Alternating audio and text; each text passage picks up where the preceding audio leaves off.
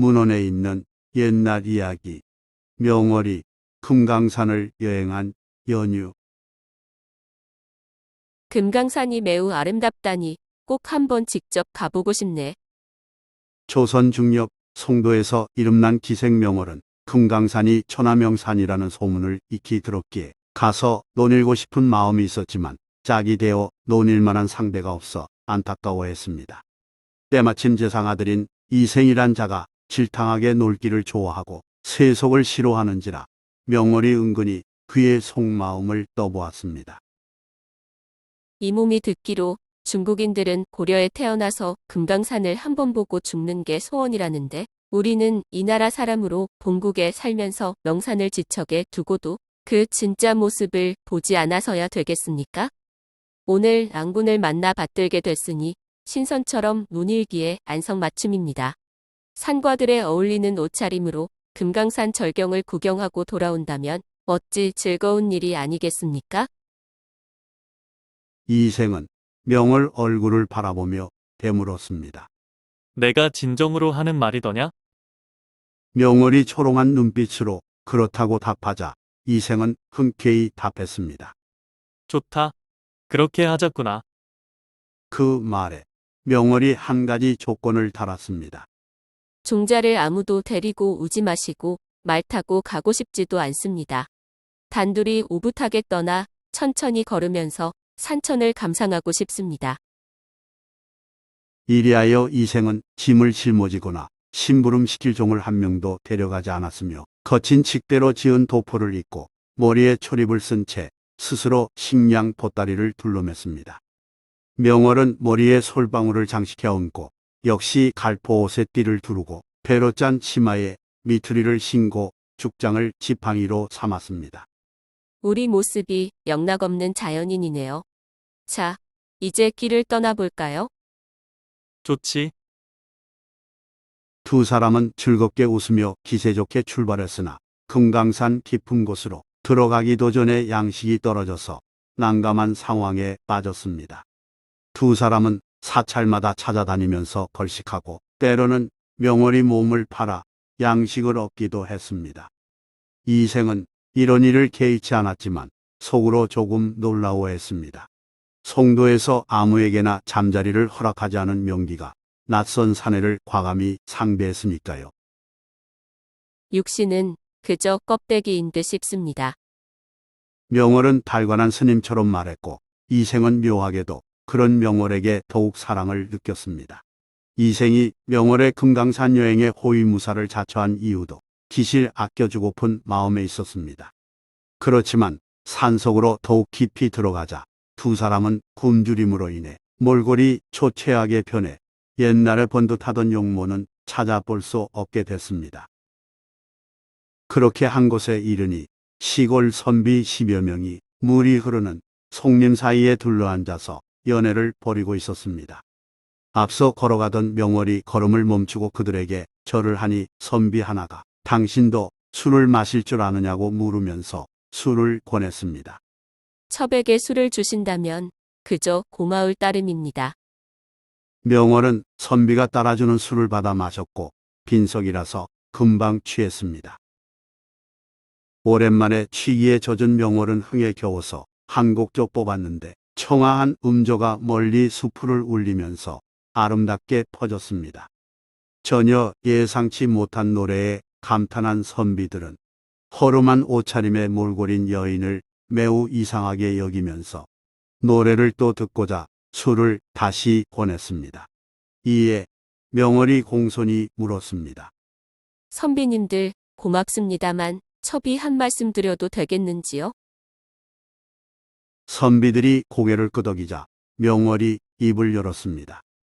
첩에게 종이 한 명 있는데 몹시 배가 고프다 하니 청컨대 음식이 남는 게 있으면 좀 주실 수 있겠습니까?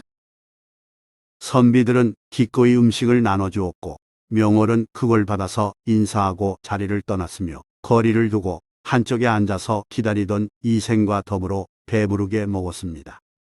굶주린 끝에 먹으니 천하별미로구나. 이렇듯 힘든 여정을 하는 가운데 이생은 어느 날 명월에게 송도로 돌아가면 여생을 함께 살자면서 청혼했습니다. 이에 명월은 쓴웃음을 지으며 모호하게 답했습니다. 님께서 마흔이 되어서도 첩과 함께 살길 원한다면 그렇게 하겠나이다. 명월은 험난한 길에서 보호자 역할을 기꺼이 해주는 이생에게 고마움을 느끼면서도 상대가 고관자재라는 현실을 감안해 그리 답했습니다. 사실 명월의 금강산 여행은 흠모했던 남자이자 스승 화담 서경덕을 추모하기 위한 일이었습니다. 명월이란 기명으로 송도를 떠들썩하게 만든 황진이의 유혹을 끝내 물리치고 학문적 사제 관계를 맺은 서경덕이 1546년 세상을 떠나자 명월은 스승 서경덕을 기리며 금강산에서 태백을 거쳐 나주로 이어지는 대장정을 떠난 것입니다. 따라서 명월은 아직 서경덕의 그림자를 지우지 못했습니다. 그 무렵 이생과 명월의 집안에서는 두 사람이 간 것을 알지 못해 애가 타서 이것저것 수소문했으나 오래도록 소식을 접하지 못했습니다.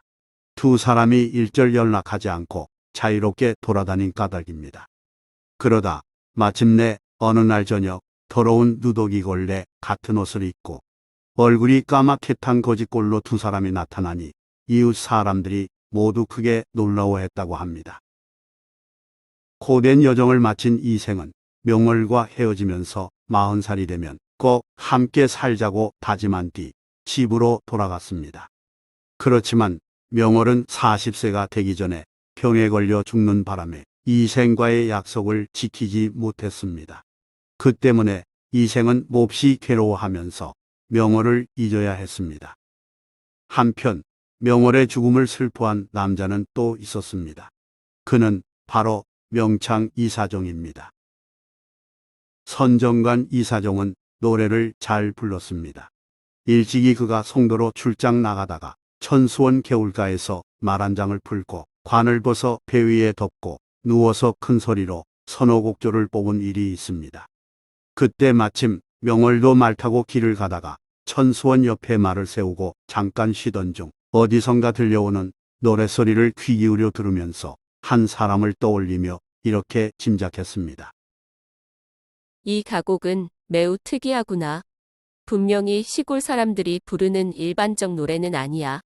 내 듣건대 서울의 풍류를 좋아하는 이사종이 당대 절창이라던데 아마도 이 사람이 틀림없을 거야.